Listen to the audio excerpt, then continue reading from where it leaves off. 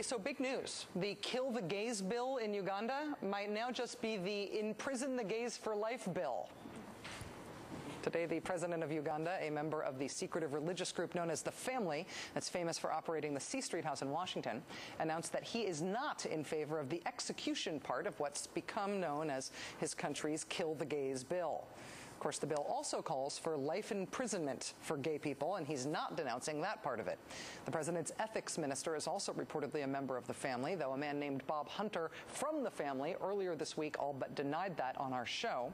The Ugandan ethics minister says he's okay with taking the death penalty out of the Kill the Gays bill because, after all, they can just cure the gays instead, telling the AP today, quote, "The death penalty is likely to be removed. The president doesn't believe in killing gays. I also don't believe in it. I think gays can be counseled, and they stop the bad habit." The idea that gay people can be cured is a relatively recent import to Uganda. A conference on the subject was convened by the people who helped write the bill last spring. That conference featured anti-gay quacktivists from the United States who testified that people could be cured of the gay. They also testified about how evil the gays are. Jim Burroway at the Box Turtle Bulletin online posted video this week gathered by his organization and the Ex-Gay Watch. They posted this video of one of these American activists, a man named Scott Lively, speaking in Uganda at that conference earlier this year, so we can learn all the kinds of things anti-gay American activists have been preaching abroad. The man you're about to see admits to having met with legislators in Uganda to discuss what became the Kill the Imprison the Gays for Life bill. These are men with very little restraint. They have very little sense of mercy, no nurturing aspect to them.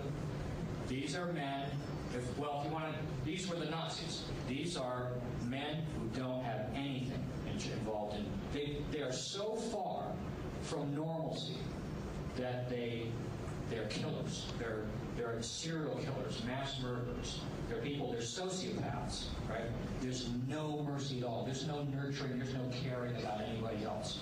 This is the kind of person that it takes to run a gas chamber, right? Or to do a mass murder, like this, the Rwandan stuff probably involved these guys. Blaming gays for the Rwandan genocide.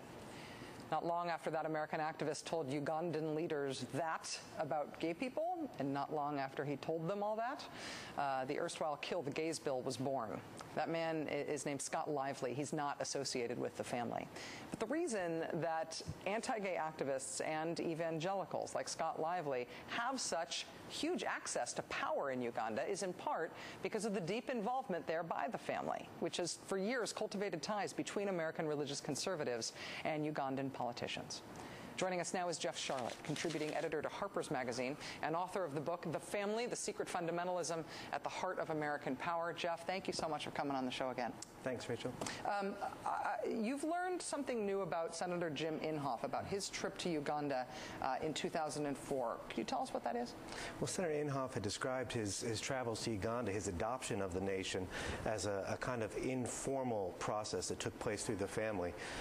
Just this week, I obtained a budget for the Family's work in Africa, identifying Jim Inhofe as the designated point man selected to work with 11 African leaders, most of them presidents, including the president of Uganda, Museveni, president of Rwanda, Kagame, and to work with them to help set their nations on a sort of a Jesus footing on every level, from economy to morals and everything. There's a budget, there's money, there is a support staff. It's a very formal effort that he's undertaking. So he's traveling there as a United States Senator, but with all of this monetary and other support from the Family. Exactly. And the interesting thing about Senator Inhofe is that he, and within evangelical circles, conservative evangelical circles, even boasted of this, as we've discussed before on the show, saying, I use my status as a U.S. Senator to open doors over there. As one family man, Bob Hunter, who was on the show the other day, he explained to me that those senators who are traveling over the Family, I had made the mistake of saying that Mr. Hunter travels at the behest of the U.S. government. He corrected me. He says, no, senators travel at the behest of me.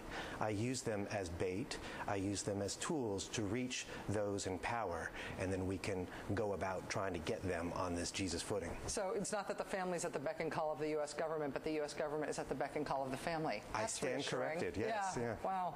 Let me clarify something that Bob Hunter brought up. I asked him about the ethics minister in Uganda, Buturo, and he's been quoted as saying, you know, homosexuals can forget about human rights, and a lot of the most abhorrent quotes around this kill the gays bill. When I asked Hunter about him, he said there's lots of people who have some sort of affiliation with the family, but he essentially denied that he had any idea who Buturo was or that he was a member of the family. The legislator who's introduced the kill the gays bill. I've met David Bahati. He came here to a national prayer breakfast, and so I met him when he was here. I've never heard of the other guy, the Minister of Ethics that you've talked about. I've never met him. He also describes himself as an associate of the family, which is why I described him that way, James Nassau. Well, he said literally, quote, "I don't know the guy," which puzzled me because Mr. Hunter several times made reference to a transcript of conversation we had. We both have the transcript in which we discussed Buturo. He explained to me that Buturo had inherited his position in the family. The position of ethics minister was created for the family. This cabinet-level position in the Ugandan government was created for the family, his predecessor. He tried to distance himself. He said, well, we didn't choose Buturo. He kind of inherited that position. But of course, there he is, and he's in fact traveled overseas representing Uganda at family events elsewhere around the world. Jeff, as long as you're here, I know you're going to write something up that we're going to post to our website to clarify and refute some of the specific claims made against you by Bob Hunter. But let me just ask you briefly. He said that you admitted to him that you have done inaccurate reporting about the family, that you denounce your own reporting in your own book, Dan. Let me ask you to respond. I'm just puzzled because, you know, we had a conversation, we both taped it, we both have the tape, we both have the transcript. I didn't denounce my book. I didn't denounce my reporting. You know, it was just a complete reversal, a topsy-turvy characterization of our conversation and of the political role of the family. Okay. Well, I look forward to you posting that on our website. We will announce on the air when you've done that. And I feel like I'm in the middle of this big fight right now, but it's fascinating. So thank you for letting me be here. Appreciate it. Thank you, Rachel.